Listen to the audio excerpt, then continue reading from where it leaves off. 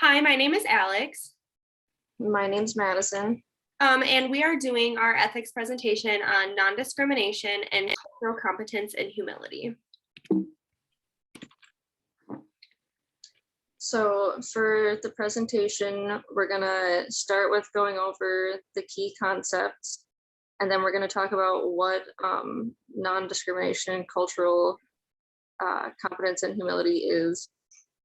And then we'll talk about some of the NASW Code of Ethics that relates to the topic, and talk about some laws and policies that relate to our topic, and then non-discrimination and cultural competency and humility video that we'll share with you guys. And we'll talk about non-discrimination and cultural competency / humility articles that we found. And then moving on to common questions that are asked about non-discrimination and cultural competency and humility. And then the 6-question model, we'll go over an example from the text and relate that to the content from the chapter. And then we'll go over some discussion questions for an activity, and we can move to the next slide. Okay, so starting with some key concepts, I got these out of the textbook. Talking about bias is the preference or prejudice in favor of or against one perspective, individual, or group in comparison with another, typically in an unfair manner. And cultural competence is the ability to work effectively with people of a culture or socioeconomic background that is different from one's own. A flaw in the term cultural competence, though, that we have to keep in mind is that it implies mastery or attainment of knowledge on a group of people, when really you have to continue to learn to remain competent. And then cultural humility is a lifelong commitment to engage in self-evaluation and self-critique to correct the power imbalances in the client-worker dynamic, and to develop a mode of practice that is non-paternalistic and to foster mutual learning and respect. Discrimination means the unjust or prejudicial treatment of different groups of people, especially on the grounds of race, age, ability, gender, sexual orientation, faith, or other marginalized identities. Ethnocentrism is the evolution of other people or cultures according to, or evaluation of other cultures or people according to the values and standards of one's own culture. And non-discrimination is the elimination of policies or personal practices that directly disadvantage particular groups of people, as well as those that appear benign but have a disproportionate impact on individuals of a particular race, age, ability, gender, sexual orientation, faith, or other identity. So one of the main questions in the chapter is, what is non-discrimination and cultural competence and humility? And the chapter covers pretty much everything that you need to know about that. But to kind of summarize it, both terms are related to principles enforcing dignity and worth of all people. So not just one race, one ethnicity, one gender, one faith. It's really broad and is trying to have everyone come together and realize that the dignity and worth of all people are important. Require the responsibility to treat clients fairly and provide equal resources to all clients. So as social workers, we do have the responsibility to treat everyone fairly and provide equal resources that we would to one person to another person, no matter the differences between them. Ensure that the professional is not reflecting personal or professional biases or prejudice against clients. Everyone has their own biases, and it's just really important as social workers and any other health professional that we're not reflecting those biases on our clients, and we aren't doing anything against them due to those biases. Cultural competency and humility does not just pertain to clients, but supervisors, educators, administrators, and researchers in the field. There's going to be research coming from all angles in social work, and it's important that we're being open to all of those research studies, no matter the person that's coming out with the research. Along with, we don't really get to pick our supervisor unless you're basing a job off of who you want to supervise you in the field. And then just continuing on, what is non-discrimination and cultural competence and humility? The National Association of Social Workers, obviously we have our code of ethics, and in that code of ethics, it states that cultural competence and non-discrimination go hand in hand. So it's important that we're all staying educated and up to date and competent about all cultures, and that we're being non-discriminatory towards anyone in those cultures that are coming to us as clients. The set of congruent behaviors, attitudes, and policies that come together among professionals in the system or agency that they are located. So a lot of us will be located, some of us will be here, some of us will be in other states or different areas of the state. And with different areas comes all different kinds of people. And so it's just important that we all kind of have the same attitudes, behaviors, and policies that come together so that we're being consistent with clients. Working with both elements allows for professionals to work effectively in cross-cultural situations. So if you did have a referral or you had to work with another professional, you will both be able to work effectively in cross-cultural situations if we're following the NASW Code of Ethics and working with all different types of cultures. And some more specific information that was in the Code of Ethics that relates to this topic says that social workers understand culture and its function in human behavior and society, recognizing the strengths that exist in all cultures, and have a knowledge base of their clients' cultures and be able to demonstrate competence in the provision of services that are sensitive to clients' cultures and to differences among people and cultural groups. Also obtain education about and seek to understand the nature of social diversity and oppression with respect to race, ethnicity, national origin, sex, color, sexual orientation, age, marital status, political beliefs, religion, and mental or physical disability, and then prevent and eliminate discrimination in the employing organizations' work assignments and in in employment policies and practices. Sorry, I think there's a typo. Oh, and in its employment policies and practices. My bad. But I kind of, can you go back a slide? Oh wait, no, you probably can't go back a slide. But on the last slide, I was just gonna say, like, it's important to notice how specific those get, where it makes sure to touch on every possible category so that no one is left out. And it even says eliminate discrimination in employing organizations' work assignments, meaning like they can't discriminate when they're giving people tasks, like who's going to be in charge of going and cleaning and who's going to be in charge of going and doing something else at work. But on this slide,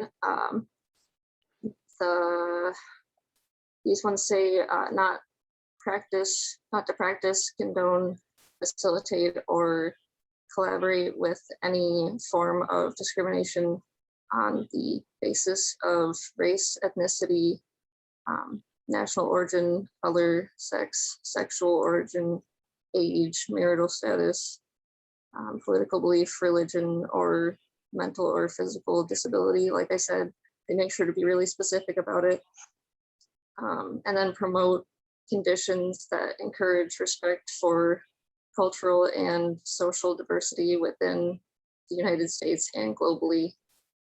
Social workers should promote policies and practices that demonstrate respect for difference, support the expansion of cultural knowledge and resources, advocate for programs and institutions that demonstrate cultural competence, and promote policies that safeguard the rights of and confirm equity and social justice for all people. Okay, next slide. Okay. I just wanted to add something that I think is really important with us all graduating soon. I think over the time of our undergrad, we've had a chance to really try and find out what our own biases are. But I think it's really important to reflect, just going off of the last thing that Madison went over, it's really important to reflect on what you are like able to promote.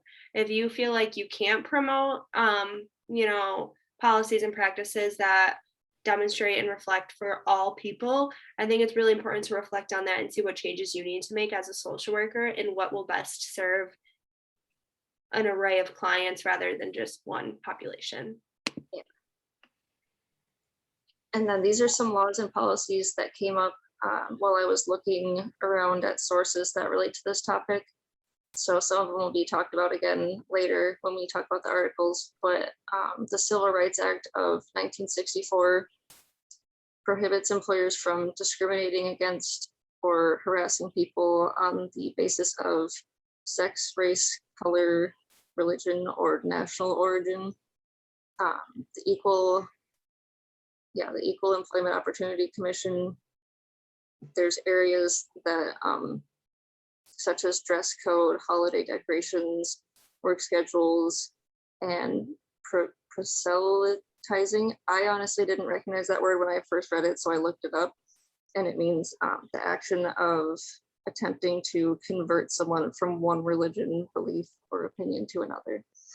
And then the last one on here, the Employment Equity Act of Canada. I know that it says Canada, but like I said, these are from the article that we're going to be talking about later. And this act enforces employment protection of women, visible minorities, and people with disabilities. And just something to add, again, is that we do have these laws and policies in place, but these things are still going on. So I think as social workers, it's super important, again, to be mindful of any policies or things that you want to work on and enforce, because we are still constantly needing to evolve, because these things are often still happening in the workplace and schools and things like that as well. Okay, and then I will play this.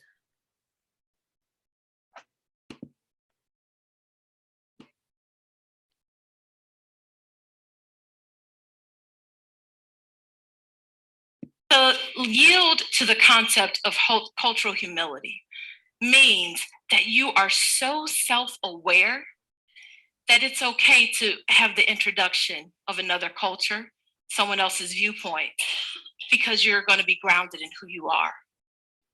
In retrospect, I find that I had one of my greatest humility experiences during my senior year of high school, the spring of 1992. I know I don't look that old. Anyway, so I was attending the Indiana Academy for Mathematics, Science, and Humanities. This is a special boarding school for academically gifted juniors and seniors. And due to our advanced curriculum and our college prep focus, we were offered foreign language courses not typical to high schools at that time, such as Russian, German, Japanese, and Chinese. Me being who I am, I figured if a quarter of the world was speaking Chinese, I needed to be in the majority. So after nearly 2 years and learning almost 300 plus characters, our teacher decided that we needed to have a true cultural immersion experience. And by the way, that's enough characters to actually be conversational. You can just let it play through, it's fine. Okay. So I know what you're thinking. We went to China. No, school didn't have that kind of money. But she gave us the next best opportunity to our rural Indiana location, Chinatown in Chicago. There you go. My classmates and I were extremely excited. The opportunity to use Mandarin for the first time with native speakers. So we spent most of the day walking around town, buying souvenirs, of course, and taking in the sights.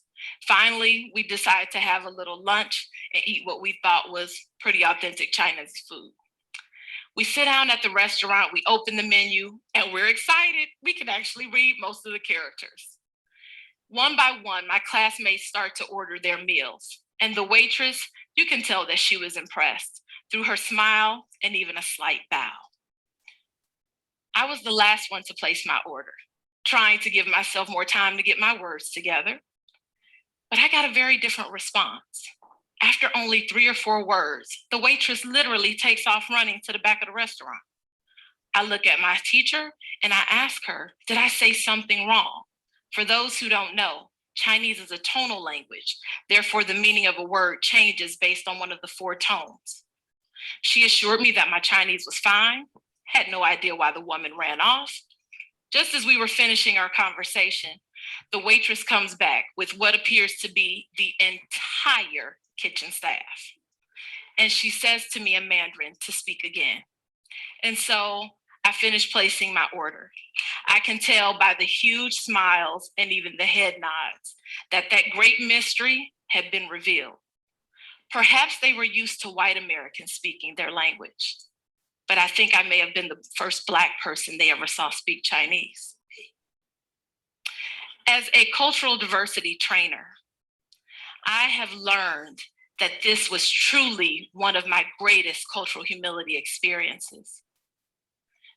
I didn't know then what I know now, but I had been spending about 2 years yielding who I was as a Black person, American, and native English speaker to learn and appreciate the culture, history, and language of China.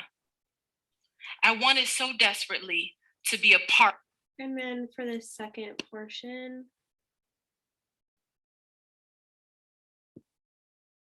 will make for their life. You see, cultural competency is learned knowledge and also skill set that you need to manage cross-cultural relationships. But it actually can have some shortcomings and cause prejudice because the focus is heavily on what you learn and not necessarily looking at and evaluating your own personal experiences. Thus, cultural humility was created to be a process-oriented approach that takes into consideration who you are, your experiences, how you live the world, how you view the world through your own identities. Let's take. and then the final portion of the video.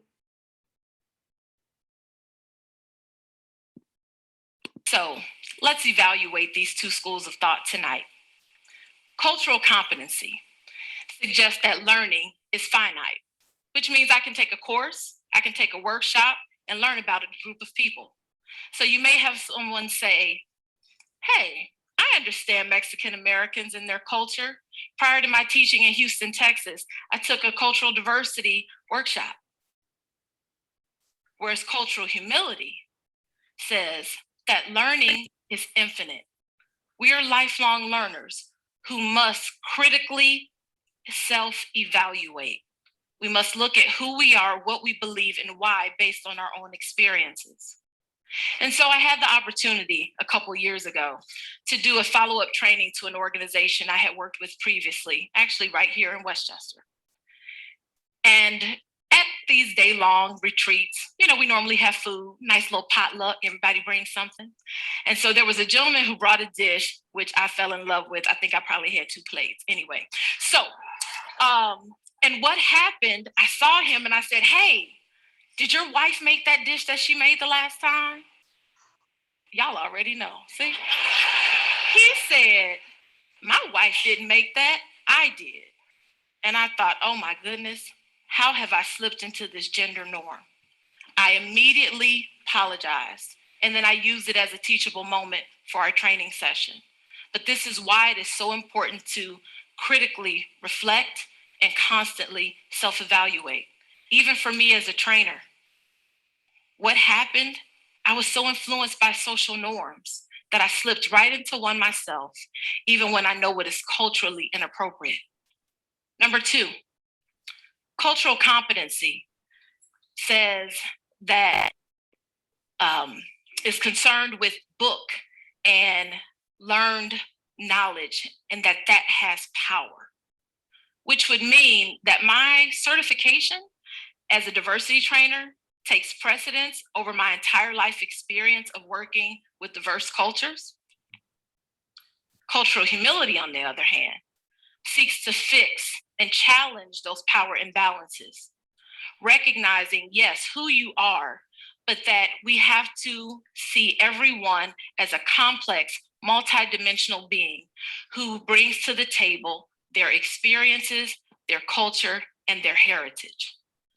And this is demonstrated in the formation of a pearl. So I just thought that video, like the way that she explained things was really interesting to me.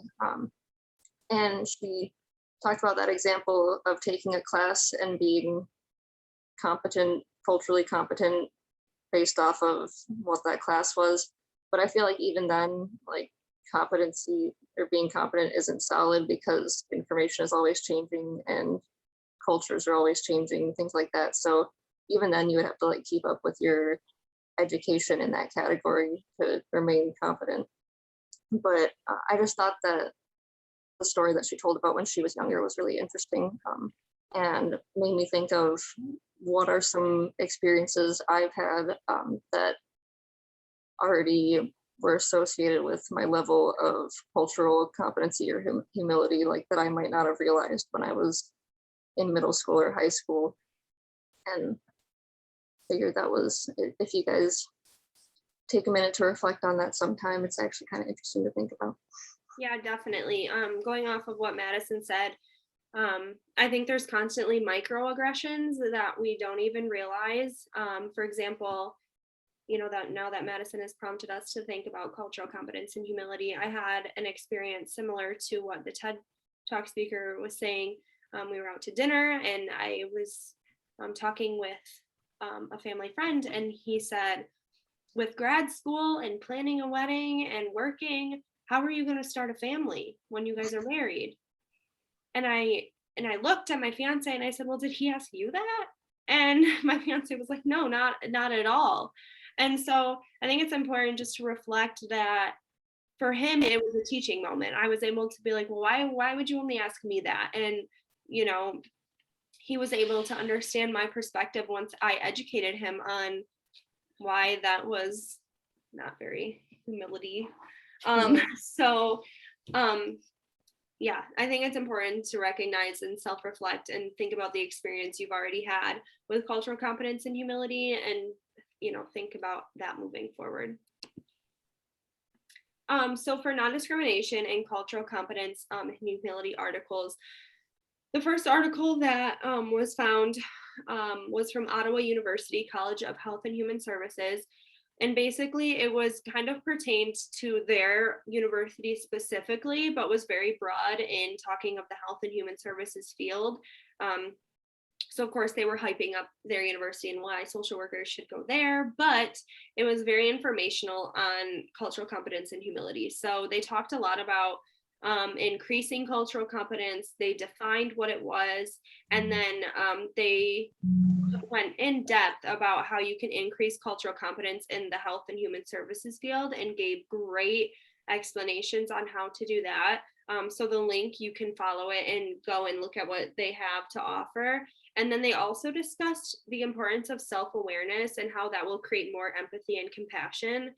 And I think what they meant by that was, at least how I interpret it was, if you're more self-aware, you're able to understand more of where people are coming from and their perspective on things, because then you understand yourself and you're able to, while you understand yourself, you're able to understand other people too, from their shoes and their perspective, and you can kind of empathize with what other people are going through. And then the other article that's on here is an NPR article that I found that was related to non-discrimination in the USA, and it talked about the history of the policies that are related to non-discrimination and how they've changed over time. And then the next page is actually a screenshot from the link that has some information that I thought was interesting.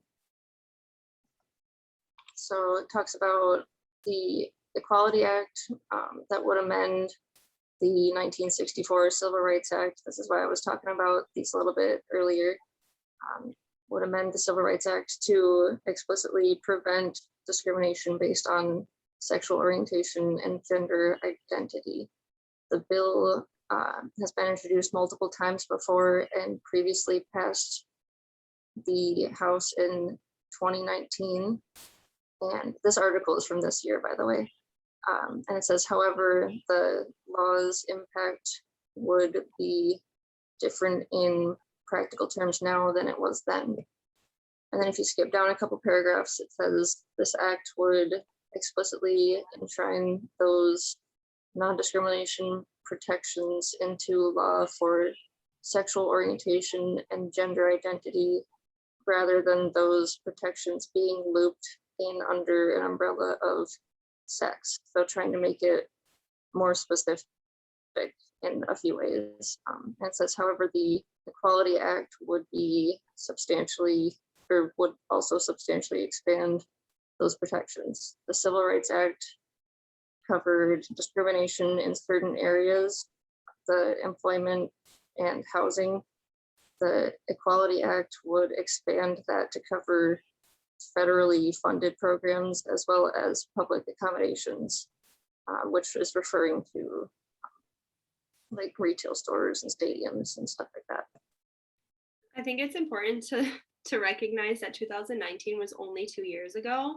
Yeah. And this is the first time that they're reviewing and trying to amend the 1964 Civil Rights Act. So I think our generation of social workers definitely has a ton of work to do when it comes to equality and cultural competency and discrimination, because think of how many years passed from 1964 to 2019 where no one was really doing anything. And I think our generation has really big shoes to fill because we have a lot of work to do, my friends, for sure. So people outside of health and human services and social work specifically have a lot of questions about non-discrimination and cultural competency. So I actually went through my family members who obviously know that I'm in the social work field and asked them if they had any questions about non-discrimination and cultural competence and humility, and kind of compiled them into common questions that I felt were coming up. So one from my little sister, actually, she's 14 and she loves to learn and know when she's doing things wrong. So she said, how do I know if I'm being discriminatory? How can I become more competent when it comes to this topic? What exactly is humility? What good will it do if I am more culturally competent? What do I do if I see someone being discriminatory? And how can I help make society better when it comes to discrimination and cultural competence? So when going over these questions, I found myself asking myself, how do I know if I'm being discriminatory? And as a social worker, I feel like we kind of know when we're doing that, but other people who aren't in the field probably don't realize like microaggressions when you're not really sure if it is discriminatory or not. And then becoming more competent when it comes to the topic. We're constantly evolving in this field and we're constantly educating ourselves, but people who are not in the social work field, how can they become more competent? And I think that's an important question for yourself as a social worker, is how can I help my clients to become more competent? How can I help my family to become more competent? And then it was my dad that asked, what exactly is humility? He didn't go to college and he was born in 1969, so he's not really up to date. But we just talked over what humility was, and then what good will it do if I'm more culturally competent? I think earlier generations and even some people now often ask, okay, it's such a big problem. What will only me doing what will only me do being more culturally competent? So how am I going to change the world by educating myself? And I think that it's the power in numbers. The more people that are culturally competent, the better our world will be and the more empathetic and supporting we will all be. What do I do if I see someone being discriminatory? I think in this field, we're more comfortable, assessing the issue and confronting the issue. But for other people, it can be kind of intimidating. But even finding resources for the person being discriminated against is important so that they have an outlet as well. And then if people are comfortable confronting the person who is being discriminatory and just kind of addressing that. How can I make society better when it comes to discrimination and cultural competence? One, I can say educate yourself on what exactly discrimination is and reflect on if you've ever done anything discriminatory and how you can go back in that situation and what would you do differently. And so for the future, not to do that. And then cultural competence will make society better because if we're all more educated and we all understand the topic better, we're less likely to be discriminatory towards a certain culture or people of a certain culture. So for this case study example, I've worked in courthouses through the Tri-City area while trying to find what I've wanted to do. And this isn't like a direct case study of something I've experienced, but kind of just a compilation of other things. So the case study is Janet is a probation officer and also case manages at a courthouse in Florida. For those of you who don't know, Florida has a huge population of different people. So different people from different cultures coming to Florida. So just a back part. Her colleagues are all in the break room when Janet walks in to warm up her lunch. She overhears her coworkers say that he refers all of his female clients to other probation officers because they bring too much drama and emotion to his caseload. He said there are at least 5 females presented to him weekly that he refers out. What should Janet do? Is this discrimination? And if so, what type? So kind of reflecting on the case study example, we use the 6-question model for in-depth questions regarding the case. But just to take a minute, and what should Janet do? Like if you were Janet, what would you do? And putting myself into that position, I'm an outspoken person and I'm comfortable with that. And I'm pretty bold, people would say. So for me, I would directly be like, hey friend, what are you talking about? And I know others might not be comfortable with that. So kind of reflecting on what would you do? Because these are things that could actually happen. And then is this discrimination? If your answer is not yes, I'm not sure what we should do about that, but we would, you should definitely self-reflect. And then what type of discrimination? I feel like it would be sexism, and so the next slide is the 6-question model. So who should Janet consult about the situation? In a courthouse, it is a little bit different because there are different hierarchies and ranks. So she could consult the person directly about his behavior, and then whoever the supervisor is, they could consult that person as well. What is happening that is discriminatory? Obviously, her coworker is being sexist by referring clients who are female out due to emotion or drama. Obviously, people who are on probation do need some extra help and guidance, and females included. So regardless of their sex, they should be treated equally. When is this happening? Every day, every week? And her coworker in the case study did say that at least 5 times a week, he refers out female clients to other female probation officers. Where is this discrimination taking place? It's in the office. However, I would say it's also affecting the public because the people who are probationers are coming in from the public and are seeking these services.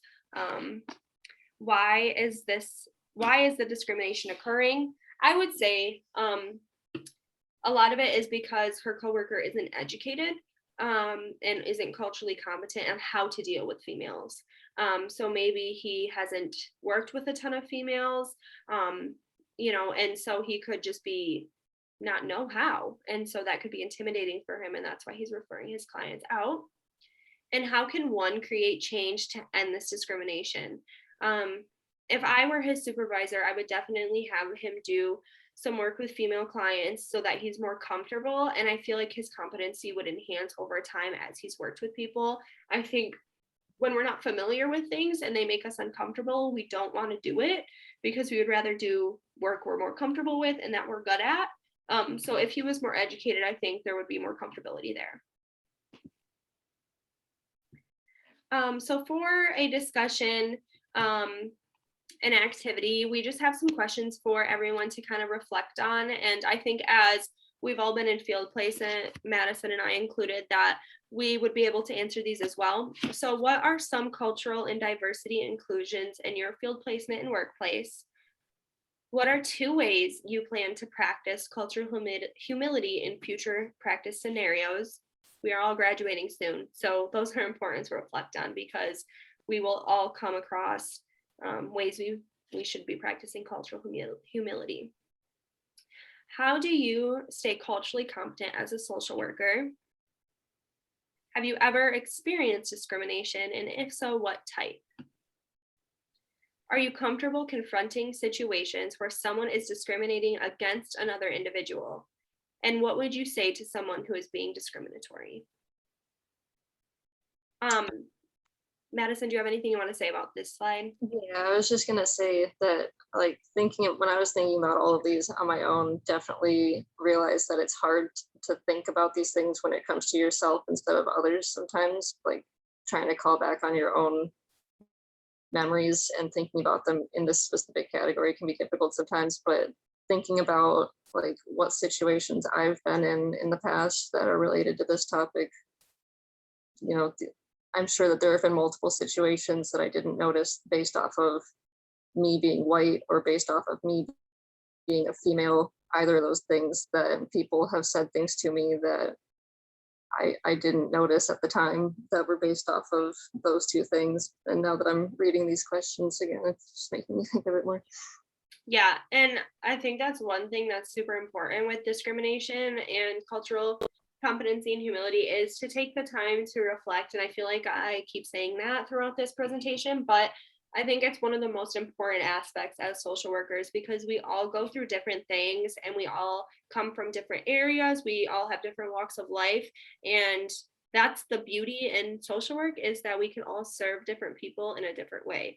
And so if we're all being mindful and we're reflecting and culturally competent on different things, we can change the world. And I think that's like such a big thing to say, is that we could all change the world. But with us graduating here in a few weeks, that's the goal. And staying culturally competent and making sure we're not being discriminatory is super, super important. Yeah. And then to summarize, our references are on here. In the presentation, you can go back in the slides and go over the articles, and the video is a TED Talk, so that would be on YouTube also.